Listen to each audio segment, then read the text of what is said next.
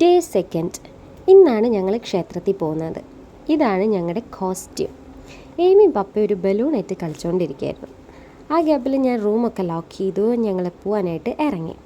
ഞങ്ങൾ 3 പേര് ഒരു ഓട്ടോയിലും ബാക്കിയുള്ളവർ മറ്റൊരു ഓട്ടോയിലുമായിട്ടാണ് അമ്പലത്തിൽ പോയത്. ഞങ്ങളുടെ റൂമിൻ്റെ അവിടുന്ന് വെറും 5 മിനിറ്റേ ക്ഷേത്രത്തിലേക്ക് ഉണ്ടായിരുന്നുള്ളൂ. അതുകൊണ്ട് ഒരുപാട് ലോങ്ങൊന്നും ഉണ്ടായിരുന്നില്ല.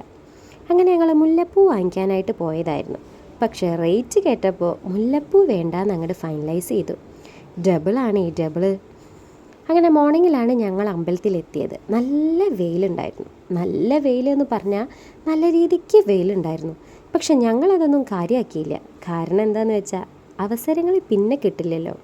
ഞങ്ങളെക്കൊണ്ട് പറ്റുന്ന മാക്സിമം ഫോട്ടോസും വീഡിയോസും ഒക്കെ ഞങ്ങൾ എടുത്തു വെച്ചായിരുന്നു.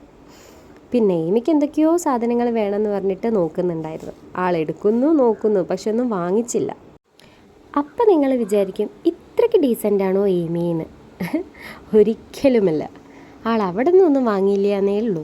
പപ്പേനെ സോപ്പിട്ടിട്ട് എന്തൊക്കെയോ പിന്നെ വേറെ വാങ്ങിക്കുന്നുണ്ടായിരുന്നു. അങ്ങനെ ആക്ച്വലി ഞങ്ങൾ അമ്പലത്തിൻ്റെ ഉള്ളിലോട്ട് കയറിയത് ഈവനിങ് ടൈമിലായിരുന്നു.